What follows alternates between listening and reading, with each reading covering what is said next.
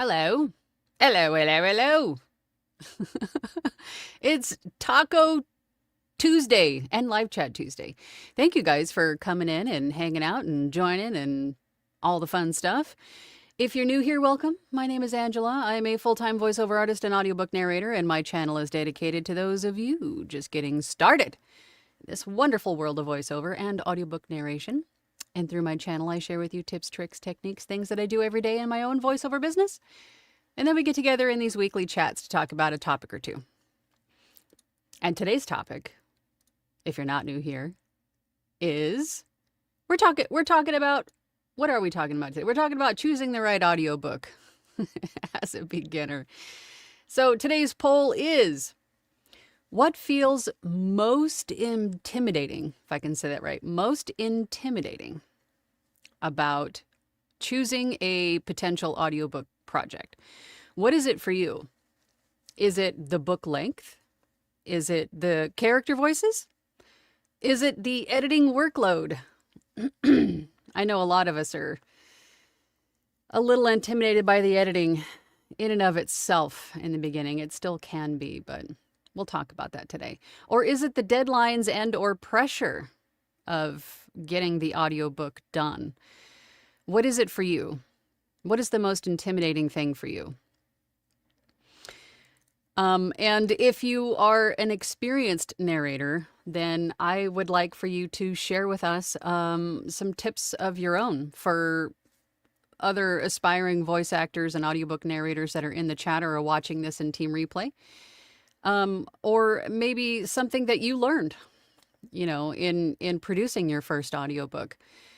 I know for me, and for those of you that are watching me for any length of time, know that I always recommend, if you're just starting out, to choose a shorter nonfiction book, because there are more or less not a whole lot of characters, really. It's usually you're just the voice of the author, right? And then if it's a shorter book, then it's a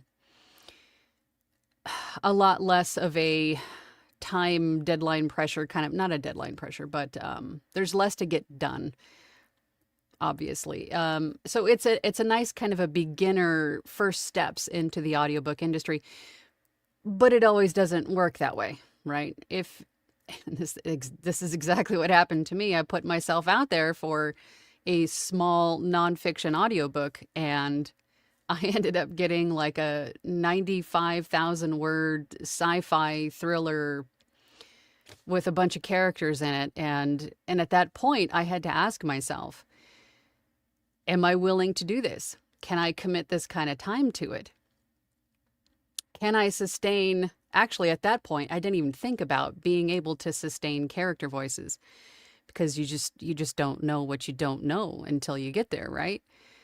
So, but I decided to take it because that was my first audiobook, into this new foray. And I figured if I'm going to do it, then I'm going to have to jump in and do it. But what is most important, regardless of what happens and what your first project is, I want to impress upon you that your first audiobook project is not something that should overwhelm you. It should be a learning experience. It should be an opportunity for you to understand workflow and how long things are going to take you to do going forward. That it's going to build your confidence in going forward and knowing that you're able to get through the entire process from start to finish, even communicating with the client, asking the questions, understanding what questions you should be asking, understanding deadlines and how long things are going to take you to get done, how long during the process itself, how long is it going to take you to get the narration done, the dreaded editing done, the mastering, can we format the files appropriately? These are all things that you're going to learn throughout your first audiobook experience or for audiobook production experience. So it should be something that is positive, not something that is negative, right? But we're going to go over some like green flags if you're just starting out. some things to look for in your first audiobook project and maybe some red flags. And if you guys have questions, then I'll go through the comments. I'm everywhere again today. I'm on YouTube, Facebook, Instagram, and TikTok. So we're everywhere today. So I will be the tumbling of words, relatable. But I will be looking everywhere for questions, so bear with me. Let's see if I can keep my attention focused. All right. So, for those of you just getting started out, I'll quickly run through how to gauge how long a book is going to take you or what the expectation for you as the audiobook producer narrator is going to be. So, roughly 9,300 words equates to one finished hour. So if a book is 50,000 words, you can expect to say, okay, well, this book is going to be what? Math is not mathing, 4.5-ish finished hours, right? That is how you figure out what a finished hour is, 9,300 words, roughly. Everybody's got a different pace. So yours might be 9,100, yours might be 9,600. But that's a good rule of thumb. 9,300 words at a normal conversational pace is a finished hour. For every finished hour, meaning narrated, edited, mastered, every finished hour, and again, depending on your experience level, and usually in the beginning when we're just getting started, is going to be a lot longer than 1 hour. For every hour, finished hour of narration, expect to have 2 hours. So it'll take you twice as long to narrate that finished hour. And then the editing step, especially in the beginning, and I'm guilty of this too, because learning new things, right? Learning new things takes time, and there's a lot of trial and error in that editing stage. That's going to take you probably another 3 to 5 hours per finished hour to get through that edited file. And then on top of that, you have the mastering and the formatting, meaning that you're working with your EQs, your noise suppressors if needed, any other effects that you need, and then formatting the files appropriately for the audiobook distributor of the client's choice. So in essence, every finished hour, especially in the beginning, could take you 5 to 8 hours worth of work. It is a lot of work. And just side note, I was just flipping through Fiverr and Upwork, just looking to see, what kind of correspondence I had on the agenda today. And I saw a audiobook job posted on Upwork where the client had a 100,000 word book. 100,000 words. So it's a pretty big book. And they were offering $10 per finished hour. $10 per finished hour, not per hour, per finished hour. And I wanted to message them and just say, hey, that equates to like $3 an hour to someone brand new. Why would anybody? But there were some proposals, so I'm not going to knock it. I mean, it is what it is. It's better than zero, right? But I mean, that's just horrible. I don't think it was, Steve. It wasn't indie. It was, they had several jobs posted. So I think they're just cranking out, but I don't know if they're like public domain or what they were. But it was, I was pretty miffed about that, to say the least. But anyway, we're moving on. Okay. So here's some beginner-friendly things to look for. As I've said, you want to look for something that is probably nonfiction, meaning it's something educational, instructional, reference material. Your job as the narrator is to be the voice of the author, right? So as far as tone, you want to sound like you are knowledgeable, relatable, the authoritative figure, right? You are the authority on whatever topic it is that you're discussing. So again, not a whole lot of characters, but you are still acting. You are acting as the voice of the author, right? To get that point or material across. Preferably something shorter, right? So you'll have a little bit more of an easier time getting through the narration, the editing, right? In a shorter amount of time to kind of, I don't want to say dip your toes in, but yeah, I guess dipping your toes in to see if this is something that you really want to do. Maybe even similar vocal range to how you currently speak. Maybe it's reference material or something. The content is something that you are interested in yourself, or something that interests you. Maybe something that you already know about. So the authoritative, educational, the teacher in you comes out a little bit easier, right? What I would avoid, and again, this is going to differ from person to person, but what I would avoid is something that is fantasy, sci-fi, something with large casts, lots of different characters. And I'll explain why just here in a moment. Something with large casts or lots of heavy accents, lots of different accents, especially if you're not very good at accents. I myself am not. I am upfront and transparent about that to everyone and anyone who asks. I am not good with accents, but that doesn't stop me from getting work. Just sidebar. If there are a lot of emotional extremes, if you're not good with expressing emotion audibly yet, you might want to refrain from those kinds of books. But again, if you want to take on a book of that size and that sort of scope, that's up to you.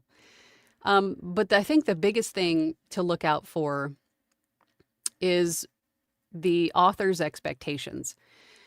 And every author is going to have different expectations. A lot of them are, especially with how easy it is nowadays to self-publish books without needing a big publishing house or anything like that. A lot of people can just go into Amazon KDP, publish a book, and then go into ACX and have somebody narrate their book. It's super easy now, right, to do that. So you're going to see a lot of people that are probably brand new that don't really know what they're doing. Pretty much just like you, right? Just start getting started in the audiobook narration industry. But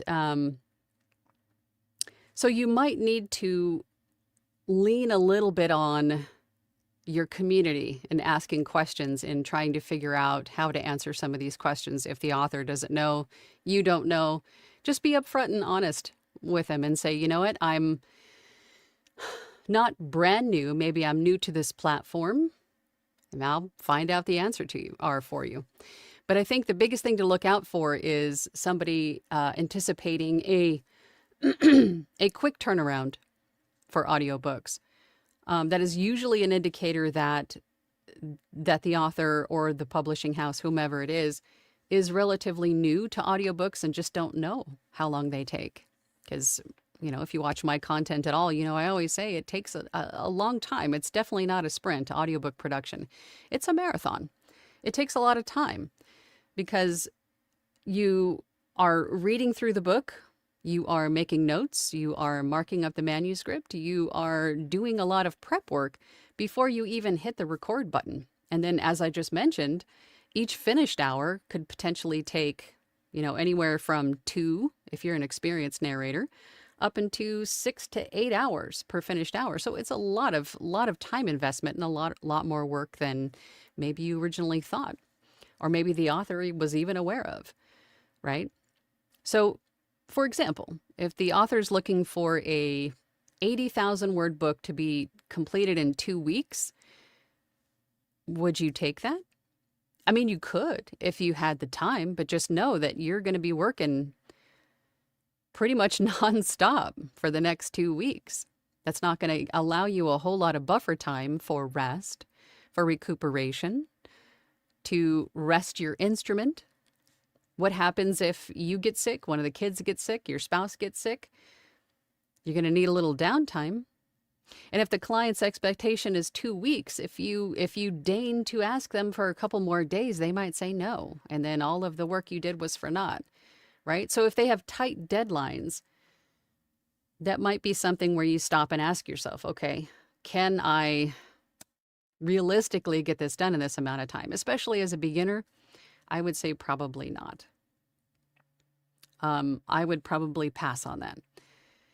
Um, yeah, if the timeline doesn't allow for mistakes or buffer time at all, then it's probably not very beginner friendly. Another thing to ask yourself before you start with audiobook narration, do I understand my DAW, your recording software, well enough to get this done? I mean, apart from hitting the record button, the stop button, do we know how to delete? Do we know how to copy and paste in room tone? Do we know how to effectively reduce the room tone enough, which is an audiobook standard, is to have a low noise floor? Do I have all of these basic things in place? Like a basic, it doesn't have to be like, I don't want to like have anybody spiral in comparisonitis either. Being a beginner it's going to take you time, and that's okay. Everybody that started with audiobook narration was not a master at it. It took all of us a lot of time to learn all these things. So I don't want to dissuade you by asking about your workflow. If you don't have an editing workflow yet or a mastering workflow, that's fine. It'll come. It'll come with time. Believe me, everything that seems like a foreign language to you now will make sense at some point. So I see you, Ren. Thank you.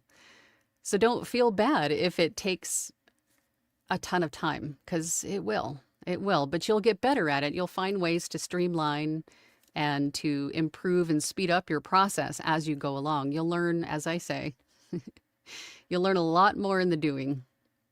A lot more in the doing. Another thing that I wanted to touch on about fiction specifically, if there is a large cast, the character voices themselves. Can you maintain these character voices? Can you sustain these character voices? Pardon me while I chapstick. Can you keep track of who all the characters are and what they sound like? Can you maintain those specific voices, again, for hours at a time? Those are all things to consider. Let's see what else. If I'm forgetting anything, or if you have specific questions, there's no such thing as a dumb question. There's no such thing as a newbie question or anything like that. No. Ask your questions. If you have a question, the whole purpose of these live streams is to help you guys move forward and not get stuck in the old procrastinating stage, right? As I say, move forward. So ask your questions. We'll see if we can help you guys get forward or move forward. But another thing that I want to mention here, and I don't think we talk about a whole lot, is the emotional and the mental load of becoming an audiobook narrator. It is a isolating job. Yes, we have friends, we have communities, we have people online that we can talk to and ask questions of, and perhaps get tutorials and learn from and all the things. But the reality is, just as I am now, I'm sitting in a room by myself. I'm sitting in a padded room by myself, talking to myself. I mean, for long periods of time, and maybe this is a welcome thing to you if you're an introvert like me, just know that it is a very isolating and can be a lonely job, right? You don't have anybody to sort of to build you up and to back you up and just to turn to the next cubicle and ask a question, or to say, hey, how was your weekend? Or, any of those things that we've learned and become accustomed to in the corporate world. Once you're self-employed and doing this by yourself for long periods of time, it can be a little bit lonely, right? You don't have anybody to, again, pick you up when you're having some bouts of self-doubt, or if you start overthinking something. And maybe you think your question is too dumb to ask anybody, and then you just continue to allow yourself to overthink, and then you over-edit, or you overdo something, or you underdo something, or you know what I mean? It can be a little bit isolating and lonely doing this on your own. So, all right, some green flags that I noted just as a quick fire. I would say definitely for a brand new narrator, look for something in a shorter length, maybe 10,000, 40,000 words. Nonfiction, I'm still going to stick with nonfiction, so it's a little bit more of a normal conversational tone for the most part. For you, something a little bit closer to what you're used to until you can really refine your character voices and things like that. A flexible timeline, or at least a timeline where the author is giving you sort of carte blanche as far as timing goes. They don't have tight deadlines, right? They're not saying, well, I need it ASAP, or I need it in 2 weeks, or I need it on, if they're giving you a month to 2 months, and in some cases 6 months to get the book done, fantastic. That just takes the pressure right off of you and allows you to really get into it and to take your time with it and learn a lot during the process instead of focusing on that ticking clock, you know? Another green flag is if the author or the rights holder is responsive. If they're, if they're available to you to ask questions, you'll get responses at all, preferably in a timely manner. So if you have questions, they're there to answer them for you. If you can build some sort of rapport with them, which is fantastic. Red flags, very long manuscripts, very long books. I'd say 80,000 plus. I would not look for if you're just getting started out. But again, if someone offers you something of that length, which is exactly what happened to me, you have to ask yourself, am I ready for this? Can I commit this kind of time? And that would be also important if you do receive one of that length, to really ask yourself, okay, well, actually, hang on. My train of thought was just derailed. It happens, all right? Okay. If it's a 80,000 word book or more, and the author says, this is where they have the tight deadline, that would be an automatic no thank you for me, I think, in the beginning. If there's heavy accents, lots of character, if it's a character heavy, I would probably avoid it. Because I think all of these additional pressures for your first book might leave a bad taste in your mouth. It might turn you off to audiobook narration. It might burn you out, or you just decide this is way too much. You get the wrong impression of audiobook production, I think, is what could happen. And I don't want that to happen to you guys. Okay, just going through my notes just to see if there's anything else that I wanted to talk about. I see a lot of questions. I see a lot of comments. I will get to those. Let's see. Actually, I want to ask a question. What was if for any of you out there that are actively auditioning for audiobooks, what was the longest audiobook that you considered auditioning for? Like, you actively auditioned for it. I'm just curious. I've heard some I've heard some big ones for your first audiobook. All right, let's get over to the comments. I think that's enough of me tangenting for now. Let's see. Ren's going nuts on the TikToks. I can't, hang on. I can't see any comments. So if I missed your questions or comments on TikTok, just ask them again.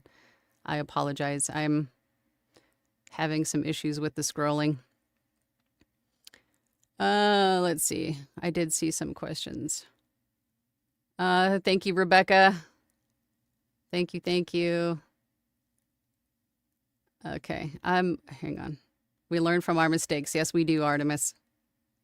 We do learn from our mistakes. And I think your first audiobook is where you can do that. Long form in a foreign accent. Oh yeah. I can't do accents like at all. I mean, in my head I go, okay, I need an Irish accent, and it comes out like a cross between Australian and Jamaican. Like, I can hear it just fine in my head, but getting it out is a whole other thing. Over on Instagram, Eli VO Talent says, how do you deal with the physical and mental fatigue of recording? I'm recording my first audiobook, Fantasy, 147,000 words, multiple characters, and life got in the way for a moment. And that's going to happen. That's a big book, Eli. That's a big book for your first one. The mental fatigue of recording, I try to, especially with a book that large, it's going to take some time. I would say it would take me probably a couple of months, if not 3, to get done. Because especially with a book that long, the other thing you want to consider is that you want to have some extra time to break away from it. Maybe take a day or several off, peppered in throughout there, just to give yourself a mental break, a physical break. You don't want to wear out this instrument, this moneymaker, before you even really get started. I would limit your recording time to a couple hours spurts at a time, at the most. I do anyway. I sit in this chair for 2 to 3 hours max, and then I get up and move around, and then come back in here. So I break up my day. I take breaks all throughout the day. But it's not good for your body to sit that long either. But I think for a book that size, you really want to take some breaks. So just break it up into smaller chunks and then come back to it, multiple times a day. I don't know if you're full-time or part-time audiobook narrator, but I would definitely break it up into smaller chunks to give yourself a break. We got a lot of comments on the YouTubes. Hold on. Let's see. Lots of comments on YouTube. All right, I'm going to try to limit this to questions. Oh, we're only about a half hour in. Okay. Let's see. Kat says, I haven't started yet. Thank you for the yet. As you know, if you're watching me, anytime you make a statement about not having something, not doing something, there's always a yet at the end. No stinking thinking here. What some may call procrastinating, I think of as learning within my budget. I chose character voices, but any of the last 3 apply for me. Book length is a filter. Actually, you bring up a good point, and I'm glad that you brought that up, Kat, because somebody asked that question or had a related question on the last Academy Voices live I did with Anthony on Thursday last week about the ACX filters. If you're auditioning on ACX and you're not seeing many results, limit your filters. Filter sparingly. I think the only filter I would recommend using is your language, because there's a good chance that author didn't select a bunch of different filters or maybe left it open-ended. There could be a lot of books that you're missing because you're using too many filters. If you're using book length filter, you're using budget, you're using pay type, you're using accents, you're using all of these different kinds of filters because you're getting too specific. You could be missing out on a lot of opportunities that are there and could fit your narration style or your schedule. So I would use those filters sparingly. Let's see. Ken says, I have the voices in my head. They just never seem to come out and play verbally, at least not consistently. Some of those voices you really shouldn't be listening to, Ken.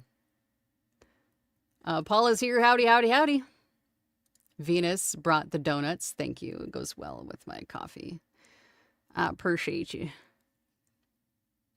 Tammy says, mine are schizo with multiple personalities of their own, so I never know which ones are going to pop out when I open my mouth. I think we're all thankful that Caesar's not here.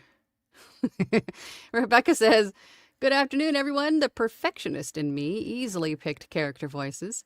I always want them to sound as consistent as possible, even in emotional scenes where everyone is just yelling.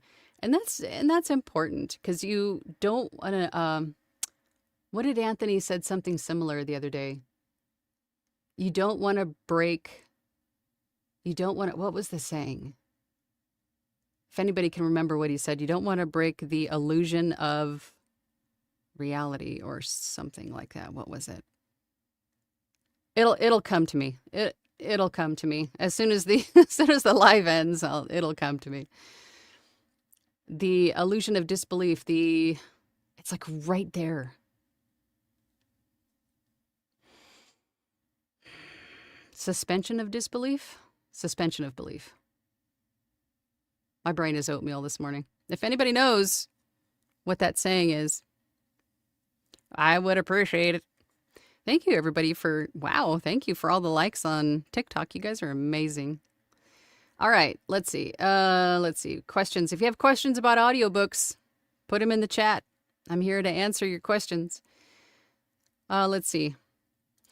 Tiger Lily says, I have not yet gotten an audiobook, but also fear meeting the deadline when I do. I did too initially, but I learned to like pad the delivery time with an extra week or two. And then just for the sake of, the chaos factor. Again, what if somebody gets sick? What if I'm just not feeling it that day? You don't want to push yourself through producing an audiobook, just pushing yourself through a chapter or two. Take the break. That's an easy sign that you're needing a break. So give yourself some extra time, pad it with an extra week or two, again, depending on how long the book is. And if you end up not taking that extra time, then you deliver the book early and the author thinks you're fantastic. You're the hero. And then maybe you'll get a tip or a referral or something out of it, but it's important. I mean, you come first, you come first, you and your body and your mental space. That's all the most important. Can we have an all of the above option for the poll? There's only 4 slots. I think I don't want to give you guys an easy way out. I want to challenge you guys to answer the poll. I want to know, what is the most intimidating part about a potential audiobook project? Is it book length? Is it character voices? Is it the editing? Or is it the deadlines? What is it? Ashley Raven says situations. Keeping up with consistency seems like something that is difficult. How do you cope with those situations? Just taking the breaks. I think also keeping track of your character voices as a brand new narrator is really, really helpful. Once you come up with a character voice for each character, record snippets of those voices or take snippets and keep them in a file folder. That way you can go back and reference them. If you need a reminder of what they sound like or something like that, that's what I would do. Yeah, Chastity says definitely character voices and accents. Yeah, it's tough. I mean, accents for me, as I mentioned. See, I'm looking for questions. George says, sadly, I think I find the character voices I create to be more interesting than do other people who have heard them. Well, who are the other people, George? Who are the other people that are, as long as the rights holder or the author is happy with your character voices, if they fit what the author wants? To be frank, who cares what everybody else thinks, right? Ultimately, this is bringing a vision, a story, a saga, whatever the author has written. This is breathing life into that for a specific vision, goal, purpose, right? So if you're fitting the bill for the person who created this, the author, that's all that matters. That's all that matters, that you're getting their vision across. I mean, who cares what everybody else thinks, to be honest, right? Josh says, hey, good afternoon. All the pressure of a deadline is intimidating to me because the size of the book and still working on long form narration. Yeah, I get it. I mean, big numbers are scary. But once you break it down into smaller chunks, it's not as scary. And once you get one done, once you're past your first one, you'll have a better understanding of how long it's going to take you to do. So your first book might be trial by fire. Mine sure as hell was. But after that, every book subsequent to that, I had a better idea of how long things were going to take me to do, so I could better calculate how much time I was going to need. And again, insert a couple weeks buffer. And if I didn't need that buffer time, then I delivered it early.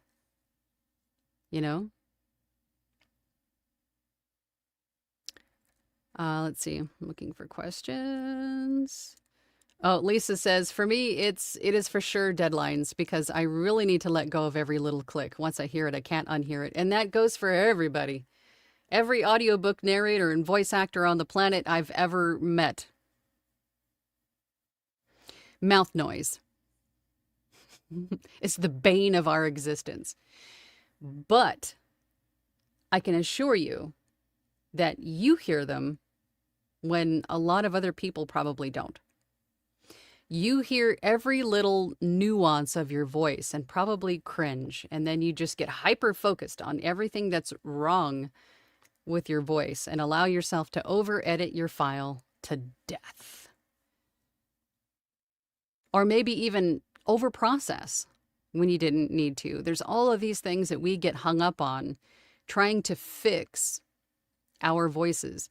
And really, we want them, especially in this day and age, to sound more human and natural than ever before.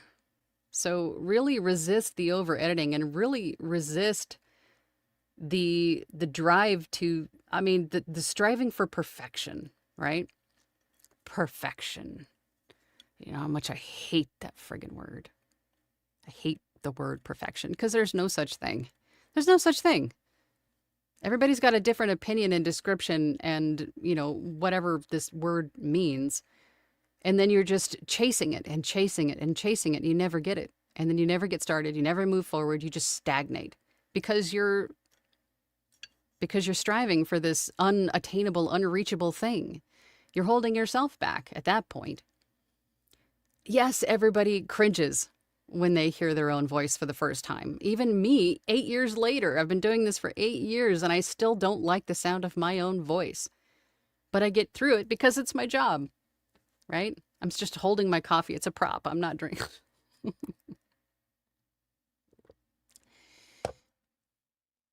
But it's a normal, natural thing but you have to resist the temptation to over-process, over-edit your files. Nope, I can guarantee you 90% of what you hear as bad in your files, no one else even notices it. Right? Caesar, what are you doing? Yeah, Caesar sent a couple of super chats. Hang on. Good to see you, Caesar. I should have you jump on here with me. Are you camera ready, Caesar? Caesar says, thank you so much for the super chat. He doesn't say thank you so much. He says, honestly, I'm lucky to be living in a country where we have a lot of character actors and dubbers, and they get excited when they meet me. However, I still struggle with explaining my job to my family. It's not real to them. Understandable. As such, the lack of any tangible real-life support system often leads voice actors like us to communities like yours, where we can find our own kin. Very valuable for mental health reasons. I've made many friends here. Very well put and succinctly stated, Caesar. It is an industry where I can understand that because I think I got the same reaction when I said I was going to start my voice acting career. Because it doesn't sound like anything. It's not like you're a doctor or a lawyer or something else that's got this lofty title to it, right? It's something that's just not. It's just not real. What is voice acting? I mean, what is that? I mean, you'll lose interest in that in a week and go get a real job. I understand that. And it took a while for me to prove that this wasn't just a flash in the pan for me. Right? I totally get that. And as I mentioned before, the isolating, the mental load of being a voice actor, audiobook narrator is that you do spend a lot of time physically by yourself in a padded room, chatting with people online, or talking to yourself, or pretending there are other people in the room with you to talk to bounce things off of, to become, embody, whatever. And it is taxing. It is taxing mentally. So it is important to join groups, communities, You know, if you're interested in joining ours, I mean, we'd love to have you. The more the merrier. You know, I always love multiple perspectives in our group meetings. Join Launchpads in the description. Or come and hang out with us come to my website, voiceoverangela.com. Sorry, I'm froggy. But it is important, especially for the mental health aspect, for sure. Joining groups. I like the AI summary on TikTok. A voice actor discusses audiobook challenges like deadlines and character voices. That's funny. Hey, my mom's on Instagram. Hi, Mom. Get back to work, Mom. Okay. Let's find where to leave off now. Thank you, Caesar, for the super chats. I appreciate you. Gosh, it's hot in here. I need a donut. Who's got the donuts? Somebody said touch grass. Yeah, you do. Let's see. Sean says, cheat for character voices for me is to find what movie characters or celebrity does each book character feel like, then rip off their sound and make it your own. Yes, there's going to be several different ways for you to keep track of character voices or to develop character voices. I've heard of people finding actors in which the character that you're narrating reminds you of. And so that way your brain just sort of, you know, that's Christopher Walken. And then you kind of flow into that melody or animals. I've heard of people using animals. This person kind of reminds me of a Pomeranian, or this person kind of reminds me of a buffalo, you know, kind of slow and you know what I mean? And other people have also written down where the character's voice is in their throat, mouth, chest, things like that physically. Where does that character voice live? So it's going to be different for everybody and how that unfolds for you or how you keep track of character voices. Or you could just, you know, create a character voice and record it, as I mentioned before. That way you can audibly go back and reference it later. Whichever way works for you. There isn't really like the right way to do it. It's just however whatever works for you, you know?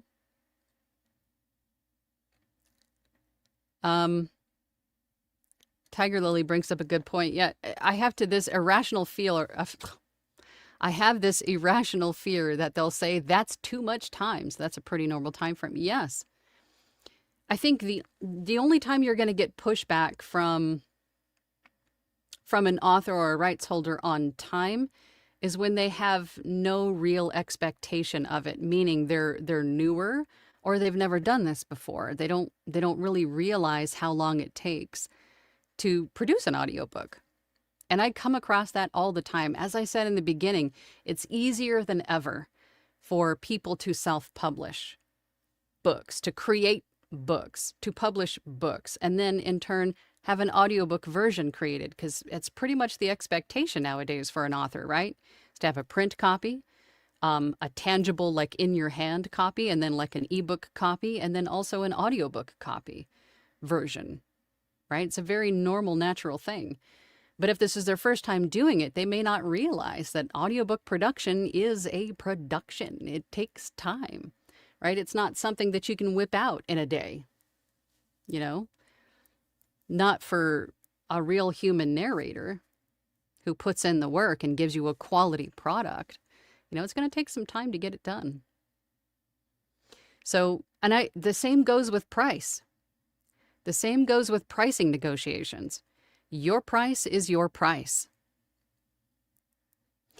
Feel free to negotiate once you've given your price. That's up to you. That's your prerogative as a business owner. But don't ever feel like it's too much. The client might have been expecting more, and you gave them a lower price. You just don't know. So your price is always your price.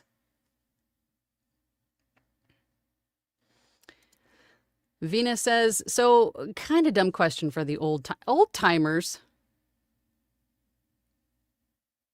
When your rights holder says to just upload chapters for review in ACX and he'll review them from there, is he saying to upload them into the... Yes. Yes. But the only downfall to that is that you have to, unless ACX changed something, once you upload chapters, you have to then lock the file for them to go in and review it from their end And then you have to wait for them to review it and then unlock it for you to go back in. And so that could create extra time because not everybody's like instantly on it. You know, it might take an extra couple of days for them to go back in and unlock the files. And then, you know, so I just upload them all at once and they can give me all of their revisions all at once, right? If the author is asking for you to upload each chapter individually for review for the purposes of checking your pace and tone, that's what the 15-minute checkpoint is for. So there shouldn't be like revising your pace and tone after the 15-minute checkpoint is approved. That should not be a thing. But if the author wants you to upload each file on individually because it's a fantasy cast and there's fantasy places and he wants to make sure that you're pronouncing names correctly, understandable. However, they should have given you those pronunciations up front. So there really isn't a reason to do that, to upload them individually, review each one as you upload it. You should just be able to upload them all at once. There should be that level of trust, I guess is what I'm saying, between the author and the audiobook narrator up front. Once that 15-minute checkpoint is passed, they've approved the pace and tone, they've given you pronunciations of things, how they want it pronounced up front, all the accents, I mean, everything is discussed and agreed upon. There shouldn't be a reason to individually check each chapter going forward. That shouldn't be necessary. Just saying. Okay. Studio Production says, right now, it's manuscripts that are not fully edited and the impact on timing of getting it corrected. Relatable. Totally relatable. If I come across a manuscript that looks to be not edited, poorly edited, or I guess, not edited at all, I will stop and I'll message the rights holder and ask them if they sent me the correct version of the manuscript. Because there have been instances where they sent me the wrong version. They sent me like the second or third version when the final version was the fifth version. Like it went through a couple of different editors' hands, before it got to me. But for some reason, I got version 2 or 3. But that also could be an indicator that I think there's some more work that needs to be done on this manuscript without really saying it, to the author. And if they do ask, no, that's the final version, why? And you could say, well, perhaps it needs a little massaging because on page 25, this is where I'm seeing this. I mean, don't be afraid to do that stuff. It's okay to do that stuff because you're just giving the end result is going to be a better product for the author anyway, right? But just make sure that you're compensated for that time if it's you doing the proofing and the editing, because you can. You absolutely can, but make sure that you're compensated for it. I did see another super chat. Hold on. We got a lot of comments, and I don't know if be able to get through all of them. Let's see. Thank you again, Caesar. Caesar says, as such, the lack of any tangible real-life support system often leads voice actors like us. Actually, I'm reading the wrong one. Was there another one? I am reading the wrong one. Hold on. Caesar says, one more for Lisa. I replay my favorite game from 1997 for years. What game is it? What game is it? Over and over. Love the game and voice work. Never noticed anything wrong. Last Sunday, I played it again and heard mouth noise. Don't hyperfixate. For sure. Because once you become a voice actor, an audiobook narrator, once you start to hear breaths, mouth noise, rough edits, all of the things that we look for in our own files, once you hear and understand what they are, once they're on your radar, you'll never unhear them. You'll never unhear them. So just don't direct that attention and that hyperfixation and criticism to your own voice, because it's really easy to do. Okay, let's see. I'm going to have to focus on questions, but where did I leave off? Oh my gosh, there are so many. Hang on, I'm trying to find where I left off here. Oh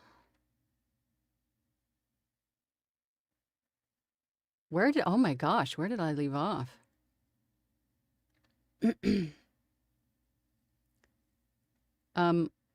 Okay, I think.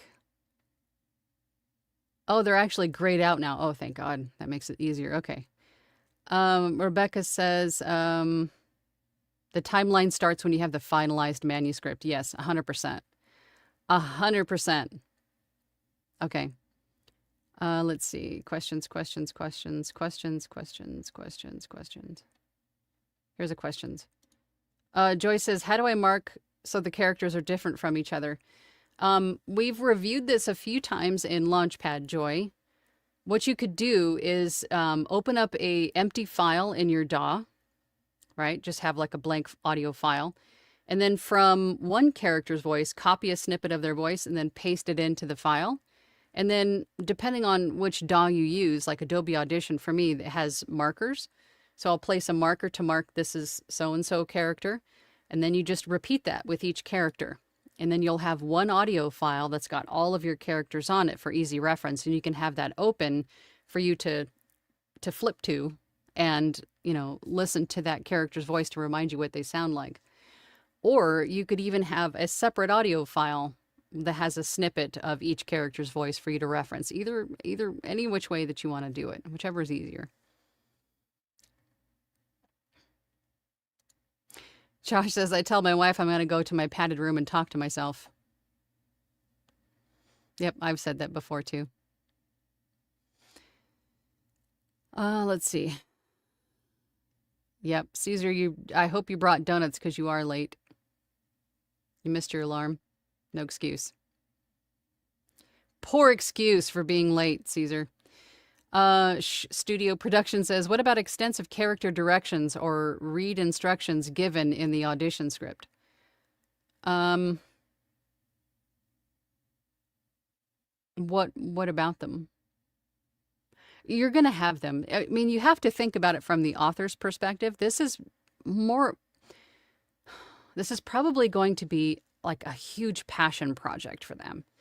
From the author's perspective, they've probably spent years, blood, sweat, and tears working on this book. They have very intimate knowledge, and they're very passionate about every character in it.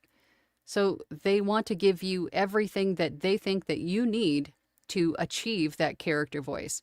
So you can't necessarily hold like description or instruction heavy briefs against an author. They're just passionate about their book, which is completely understandable. You just have to make sure that you understand what they're looking for, and you might have to do a couple of trials, on a character voice or 2 or 5, until you achieve what they're looking for. But that's not every single author. I think in my tenure, with almost 300 audiobooks produced at this point, I've only run across something like that maybe twice,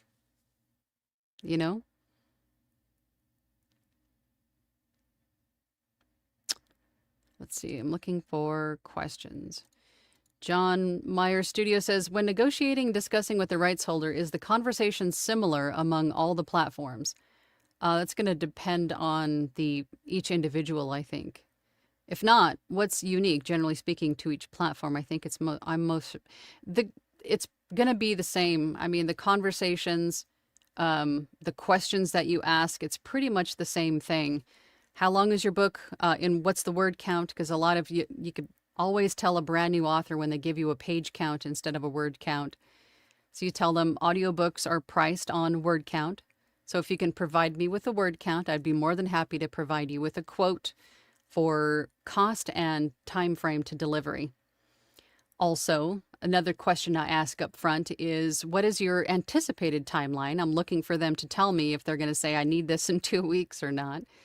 Most of the time they say, no, it's open, Another question to ask, are there any accents or anything about the characters that I need to know up front? And if they say, yeah, this one's got a Boston accent and this one's got an Irish accent, which I don't do well, then you can say, honestly, I'm not very good at accents, or if you are, then you can give it a try. But just ask those questions up front. And that's pretty much the same across platforms.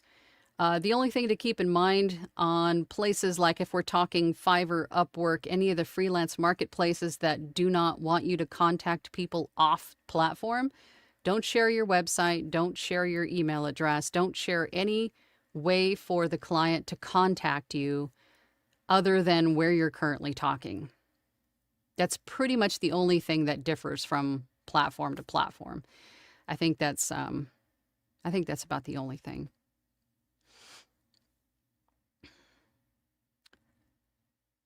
Let's see. I'm looking for actual questions. Review Exchange Group says, if I can get it to Angela, can you share what percentage of your book jobs are per finished hour as opposed to royalty share? Curious because you're in the big leagues. I wouldn't say that, but I'm struggling in the minor leagues. Maybe 15% of mine are per finished hour. I would say 99% of my books are per finished hour. I have like maybe a couple of royalty share outliers that I do on ACX. But I'd say the majority of the roughly 300 that I've produced, 285 of them are per finished hour. I don't do much royalty share, but I'd like to do more. I'd like to do more. Because they add up too, right? It's all in choosing something that's interesting to you. Cutie Dragon, how cute! I love your username. Says, I have some questions. First, I am in the research phase of my journey, as it were. I was wondering if there is any way to expedite the process, and if so, what would you recommend? Creating an audiobook, producing an audiobook is going to take as long as it takes, especially with your first few. They're going to take longer because you're learning. You're learning how to break it down. You're learning the workflow. You're learning how to edit. You're learning so much with your first audiobook, maybe even 2 or 3, that they're just gonna take you longer. And I would not try to cut any corners at all, period, end of story. It's gonna take you as long as it takes you to learn. But as you progress with more audiobooks, then they will just inherently, naturally take you less time because you'll start streamlining your workflow. You'll start learning to read ahead with your eyes. You'll start to learn all of these things that just come with learning to do it.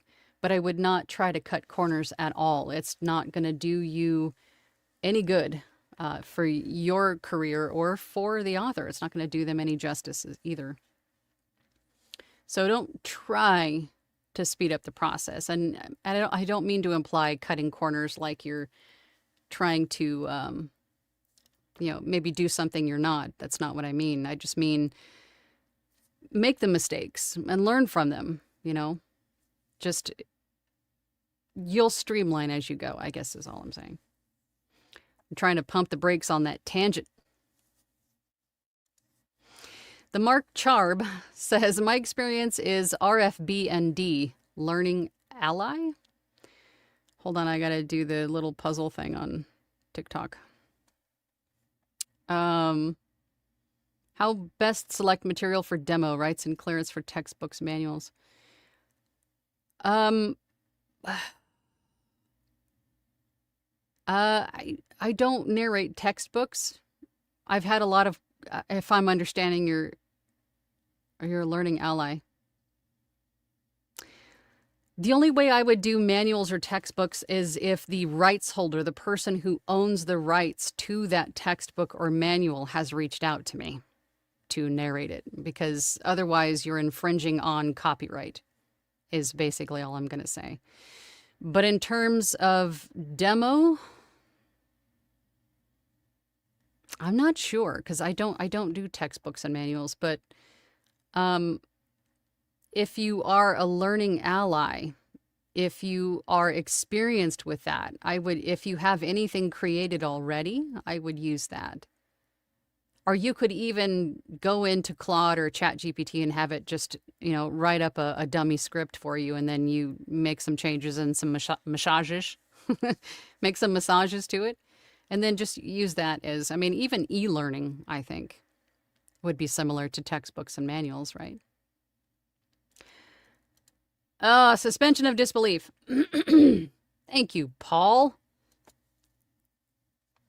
Met with Paul yesterday. He's amazing. Looking forward to seeing your content, Paul, on TikTok. Once you're on TikTok for voiceover and audiobook narration, please send me a friend request or follow me or do whatever, and I'll follow you back. We got to boost you. You're amazing. Review Exchange Group says, Angela, question regarding filters. Took your advice and don't even limit jobs to male only. Have now been blessed with 4 books from 3 females, and never filter on race either. Audition for the interest. Exactly. Minimal filters on ACX. The only one I choose, again, is just language. I don't filter it for time, race, gender, nothing. Just language. And if you speak multiple languages, hey, you get more book options. Yes. Thanks, Mom. Let's see. Lupe says, can you explain payment for per finished hour? If book is 3 hours, it takes you 6. No, you get paid per finished hour. So if the finished hours are 3, you get paid whatever your rate is times 3. If that makes sense. So you don't get paid like a corporate job per hour that you work. You get paid per finished hour. So each finished hour includes the narration, the editing, the mastering, the formatting.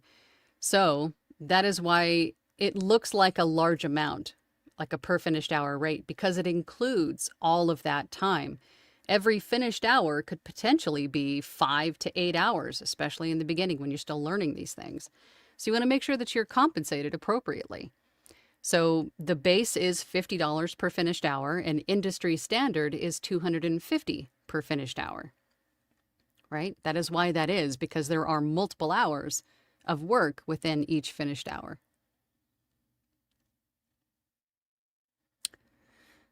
Let's see. George says, Angela, my new audiobook demo contains 5 samples, fiction and nonfiction, runs about 2 minutes, 40 seconds. I did not slate the book titles, rather, I sort of fade between. What is your view of this model?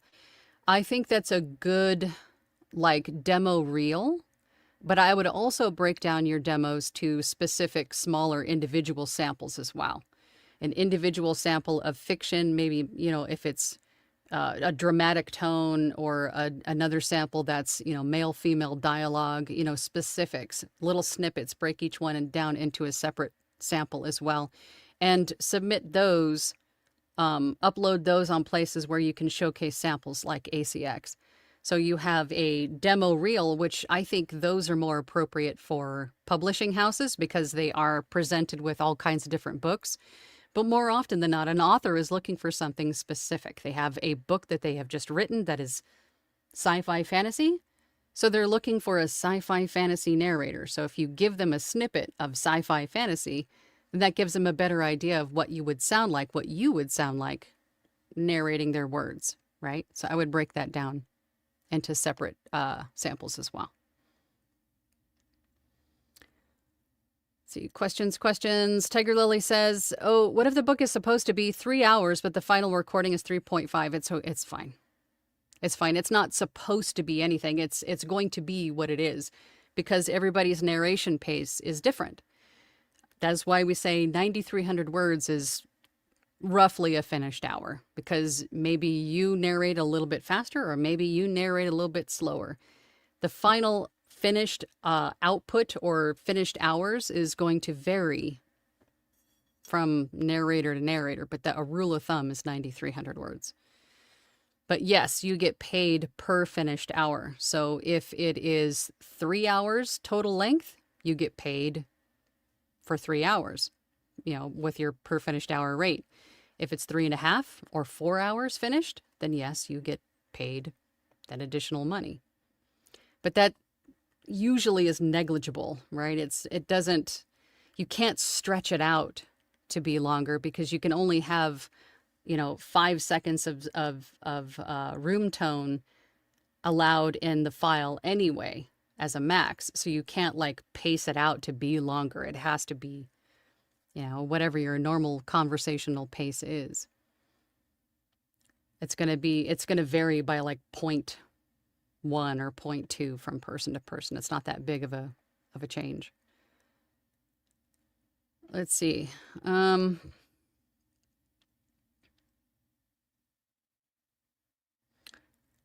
Let's see. Questions. Jean says, one thing I've been running into is having several characters with rough voices all in the same chapter. It really challenges me and wrecks my voice for a few hours. Yeah, tea and honey and breaks. Lots of breaks. I haven't looked over at TikTok for a while. I'm so sorry, you guys. Thank you for all the likes. You guys rock. All right. Brass Cassette says $100 per finished hour for narration comes out to less than minimum wage. Know your worth. It does if you're just getting started and it's taking you, for every finished hour, 5 to 8 hours to get it done. I looked at it as paid internship. I was still earning something, but I was learning a lot more with the process. So for me, it made sense, but it doesn't for everyone. But once you get down to like a 2-to-1 ratio, where every finished hour takes you 2 hours total to do it, then if it's a 2 finished hour book and you make $100 per finished hour, you just made $200 for maybe 4 hours of work, right? So it's all in how you look at it and how you progress along the way. It's going to change as you progress and get better and faster with the process.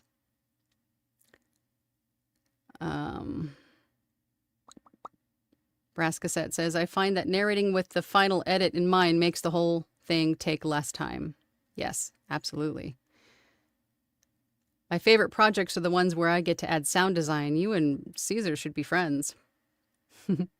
What would you suggest for acoustic treatment on a budget?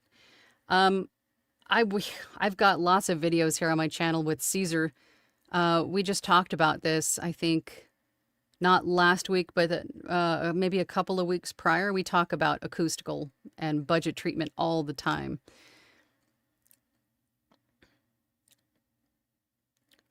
Let's see. Whoop, pushing too many buttons.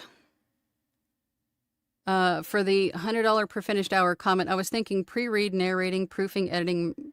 Oh, yeah, for sure. I would like to put or to charge for the communication time with the author, but it's kind of included, But I would love to like put on a timer and bill them for all of that stuff. But, some need a little bit more than others, and that's fine. Everybody's a little bit different. All right, let's see. Jules is here, and Jules brought donuts. Caesar, where are my donuts, Caesar? Did you bring donuts? Tiger Lily says, love, love, love. Found family can be the best family sometimes. Our VO community is awesome. Absolutely. VL Diaz says, is there a way to have phone conversations other than text chat, perhaps? If you want to. But just be wary of, again, sharing your personal contact information with people. I always just try to keep it on platform just to prevent, if everything goes well with the production and then you build a great rapport, but something goes sideways at the very end, and then, somebody's upset with you for maybe something you didn't do, or maybe something they changed their mind about or something, and now they have your personal contact information. I just try to keep everything on platform. But Zoom calls, you can have Zoom calls. That protects it's a little bit more security if you want to have Zoom calls, but I don't share my phone number. Let's see. VoiceWorks by Holly says, only 3 auditions in, but I have found that when I re-listen to my recordings, they seem too slow. Is there a word per minute standard? No. No, I mean, average conversational word per minute is about 150. But you don't have to adhere to that. I don't want you guys to put so many like statistics and standards and, benchmarks in your head. It just allow your creative side to come through and just create. Paint that picture, tell that story, focus on that. And everything else will start to fall into place and streamline and all of the things. But don't worry too much about all the specifics, because then you will allow yourself to overthink, to over edit, to again strive for that perfection that just does not exist, right? Just be you. Just be satisfied with doing what you're doing. As long as you're meeting the audiobook formatting standards correctly, and the author or the person who is paying you, your client, your rights holder, is happy, nothing else matters. Nothing else matters. Liberate yourselves. Don't try to adhere to too many standards. You'll never get anything done. Or do too much, and end up ruining your audio in the process. And I say that because I've been there. And I know a lot of people get stuck in that place.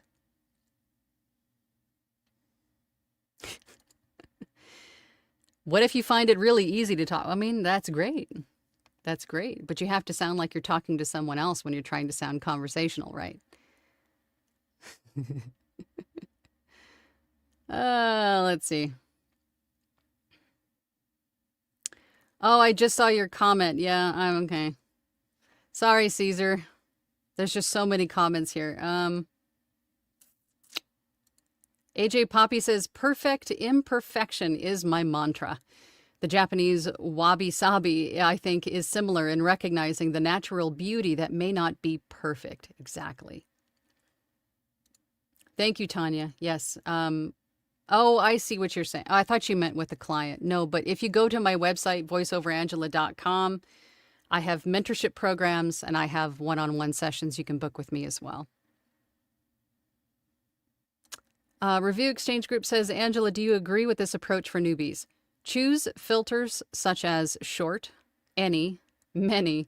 Aim for 60 auditions first month, only 2 a day. It'll help you figure something. I would say even more minimal with the filters. Choose just your language and audition twice a day. I think that's a good way to start. And then adjust from there. Once you are in sort of like once you start to feel the flow, more or less, right? You recognize how long things are taking you to do. Let's just say an audition takes you your first couple, and you will get faster with time, trust me. Your first couple auditions take you 20 minutes each, which is normal. And then you start to streamline it so the auditions are not taking you 15 minutes each and then 10 minutes each. But you'll get an idea of how long things will take you to get done. And then once you get to like 10 minutes each, then you can say, okay, now I have time enough to add a third audition. You learn so much more by the doing instead of just, watching content on social media or, I'm not saying don't. I'm not saying don't. Watch the content. Get all that free information that's available to you. On my YouTube channel, I've got, 2,000 videos on there now. Of just free content. Soak all that in, but get out there and do it too. You'll learn so much more in the actual hands-on. Caesar, what are you doing? Oh my gosh, there are so many comments. We're over an hour. Caesar says, I didn't bring donuts, but I have pork floss bun in the size of my... are you going to share that? If it's the size of your torso, it's enough to share. I'll be watching my mail. Maybe don't mail it. Maybe like FedEx it.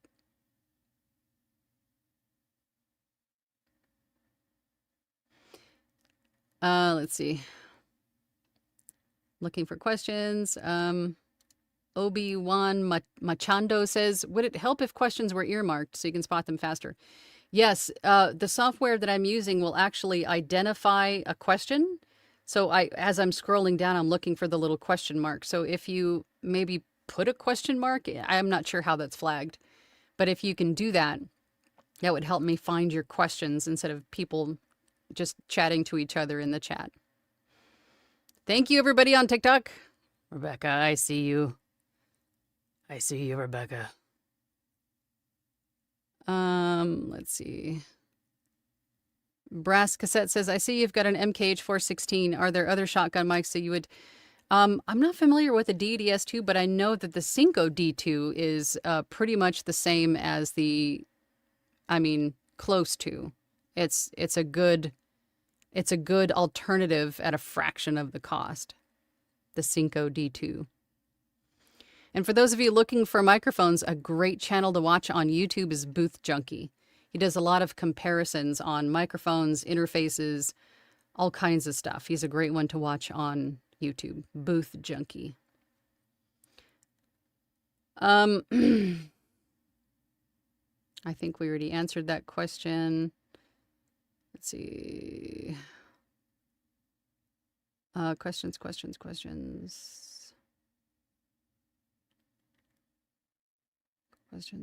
I know I'm probably skipping some, but I'm trying to find.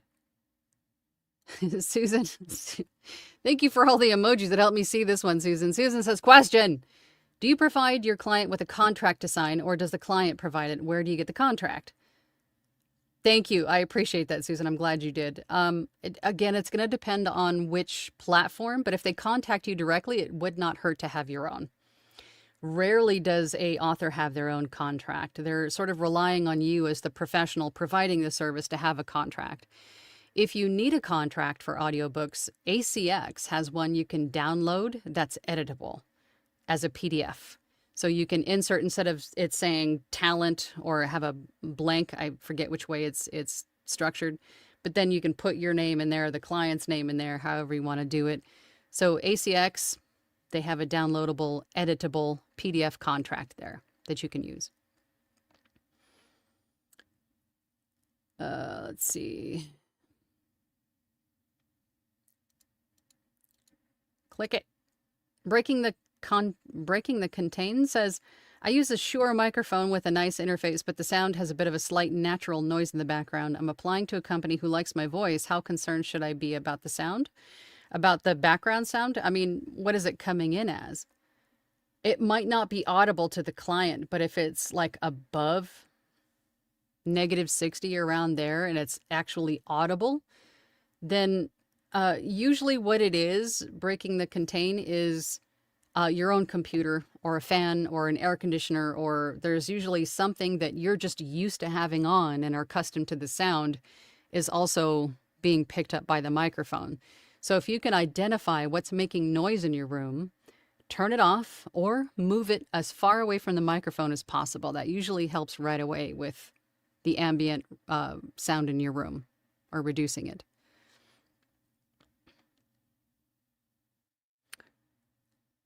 Let's see.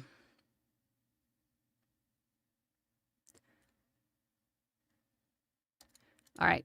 Cutie Dragon says, I have another question. I've been streaming and making YouTube videos for years. Would you say do this might give me any kind of advantage? Yes, absolutely. Having a YouTube channel as a voice actor or an audiobook narrator is huge. I think that is a definite must, because it is a great way to, for free, store your demos, your videos, your all of that stuff, and then you can send clients link to that. It's also a great way to market yourself. Market yourself on social media. YouTube is a social media platform. So if you make it known while you're streaming and doing your YouTube videos that you're also a voice actor audiobook narrator, and people can find you easily, yes. So not just YouTube, but also get onto TikTok, get onto Instagram, anywhere that you can go live or create content, I would do. I mean, just ask Rebecca. Rebecca is booked until 2027 because of TikTok alone. Right?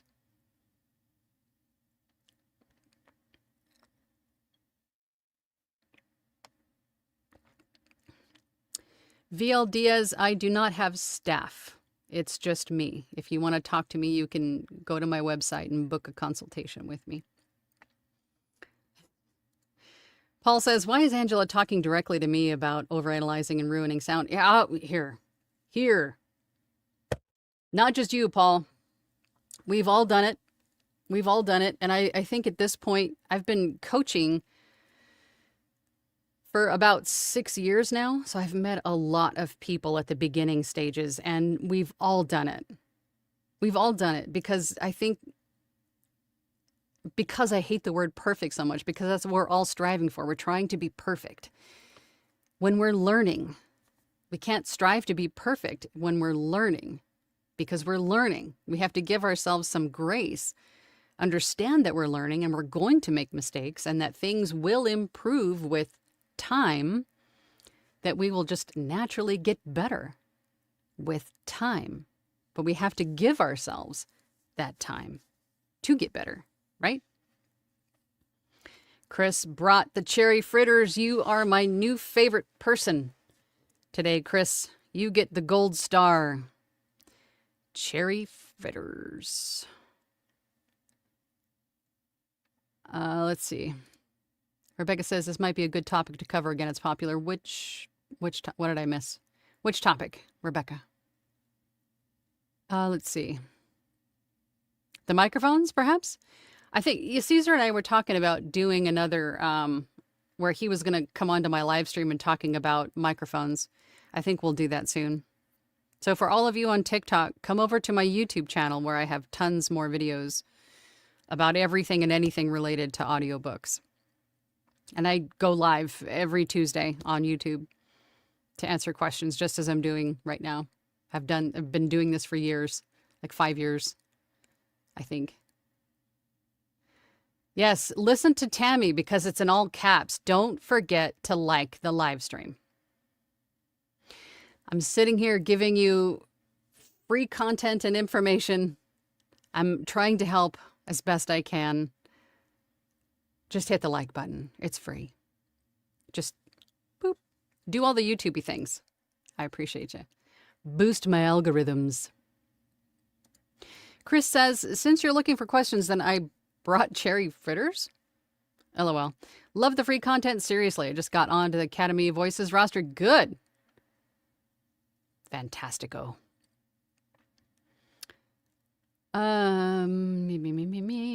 Questions. Matt Williams says 2 other things that can help with ambient noise. A poor man's sound booth. Hang a blanket over you and your mic.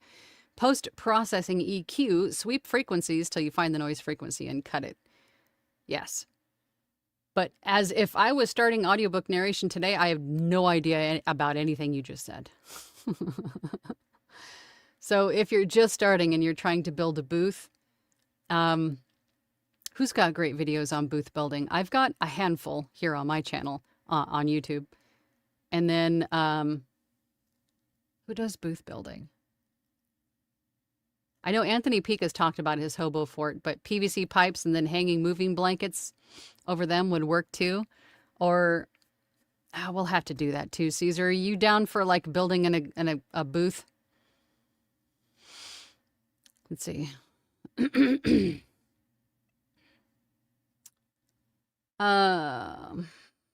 Let's see. Let's tip the girl. Like the like. Thank you, Rebecca.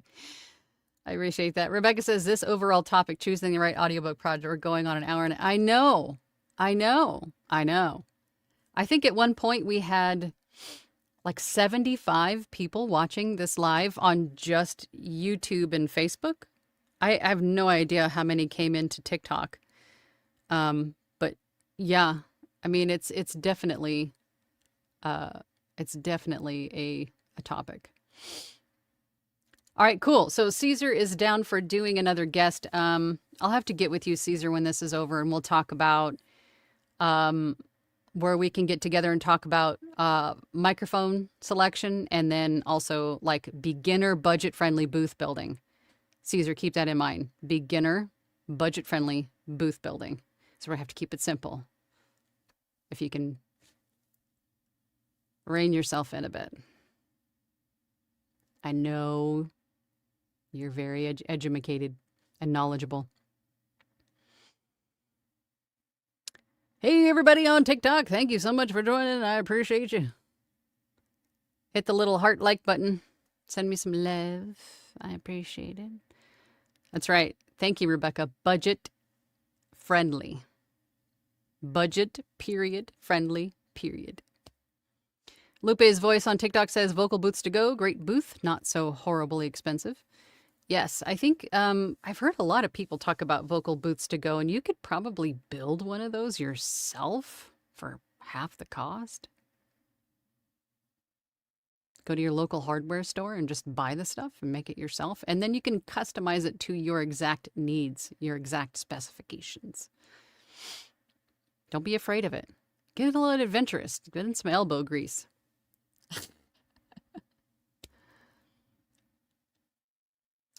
Jenny Barr says, booth building is so juicy. Okay, well, I mean, here. We'll have to do it then. We'll have to do it. Okay, I'm just looking for last minute questions. Eli on Instagram says, I am definitely realizing that recording takes so much time. They wanted the book recorded in 2.5 weeks. Are we still talking about the same 147,000 word? Or was it 14,000? I see we're missing a zero. Was it 14,000 or 147,000? We have a comma in a weird place and no zero. So is it 14,700 or is it 147,000? Because 2.5 weeks for 14,000 words is doable. I mean, that's a little under 2 hours, right? But if it's 147,000, there's no way that could get done in 2. You would never be sleeping. You'd be constantly recording, and that's about it. Let's see. VL Diaz, what is your cost for a private consultation on the phone? I don't do it on the phone. I do not give my phone number out, period, end of story. But I will have a Zoom conversation with you, a video conversation over Zoom. My 30-minute sessions are $50, and then I have also mentorship programs of either 4 weeks or 12 weeks. And that is a bundle of 4 and 12 30-minute sessions. And you can use those sessions once a month, once a week. Just keep me in your back pocket for when you need me, however you want to break it up. So you're either purchasing a single consultation or a bundle of consultations. It's the long and short of it. But you can find those on my website at voiceoverangela.com. Yeah, Paul did it. I spoke with Paul yesterday. I built my booth with PVC pipe and blankets for $160. There you go. Moving blankets, you don't have to get them brand new. You can probably get them secondhand on Mercari or whatever, eBay, whatever you have available to you. Don't overthink it. Don't overthink it. It doesn't have to be pretty, folks. It just has to sound good. You should have seen the first iteration of this room was an eyesore. Absolute eyesore. But the first thing I did when I went full-time, like my first day full-time in this booth, I completely gutted it and then redid it to look a little bit nicer and to address some of the issues that I was just putting Band-Aids on. But nobody really saw it because at that point I also started to do these live streams, so I didn't want it to be completely poopy looking behind me. But if you're not planning on doing any live streaming then in your booth, then who cares what it looks like? Right? It just has to sound good. Right? Right. All right, I'm just going off on tangents and not keeping track of time. Let's see. Yeah, we'll talk, Caesar. Let's see. Matt Williams says, I do have a question, actually. I've been a musician and singer for 40 plus years, so I have a pretty decent studio here. I've toyed with starting VO. First question, where's the best place to start? That is a loaded question. I would say start with watching all the free content that you can from people on YouTube, social media that are actively sharing content. But take it all in because you're going to find a lot of differing opinions about everything from different people. I would say take everything in and then take what fits your situation from each person, right? Or what feels right to you, because ultimately it's your business. It's something that you are building in the way that you want to build it. So if somebody says something about they have an opinion on this and to do it this way. There's too many variables, really, Matt. I would say the best thing for anybody just starting out is to join a community where you have friends, family, and then also education, like Launchpad. And I'm not a salesy person at all, but you cannot beat the value of what we offer at Avio's Journey or Launchpad. There's a QR code, other side, QR code up in the corner that'll take you to Avio's Journey Academy. And that is where we do nothing but this. We coach voice artists, audiobook narrators. The very bottom level membership is Launchpad, where you meet with me and a group of other voice actors, audiobook narrators every Thursday for 2 hours. We script practice, we review websites, we look at Fiverr gigs, we do almost anything you can think of. And you guys tell me what you want to do. So there's input from everyone. Everybody's voice matters in Launchpad. And then the next tier up is Launchpad. Plus you get 10 to 12 additional classes. There's 4 other coaches in Avio's Journey Academy. So then you'll get the classes on top of that. So, and for the price point that we offer, I think he's still running the 50% off your first month right now too. So I would definitely take advantage of that. Try us on and see if you like it. That's what I would do. Best thing. Let's see. Carrie Payne says, out of everyone I've watched, you have the best content. Oh, thank you. You also have a very supportive and wonderful community. This is just the community that we're part of. Voiceover as a whole, audiobook narration, the community as a whole is the most helpful and supportive community I've ever had the honor of being a part of. Just adding to it is humbling, is my absolute pleasure. All right, we got to wrap this up, you guys. I got work to do. But I thank you, everybody, for coming and hanging out and asking some great questions. I will, of course, be back next week. I've got some potential interviews coming up in the wings. I just have to get schedules kind of nailed down for my guests, but I'll keep you posted once I have them. Other than that, Caesar, I'm going to talk to you on Discord, see when we can get together and put together these. I don't think I'm forgetting anything. I might be. But anyway, thank you guys for coming, for all the likes, for all the shares and replays and all the stuff. I really appreciate it. I'll be back next week. I'll see you guys then. Bye.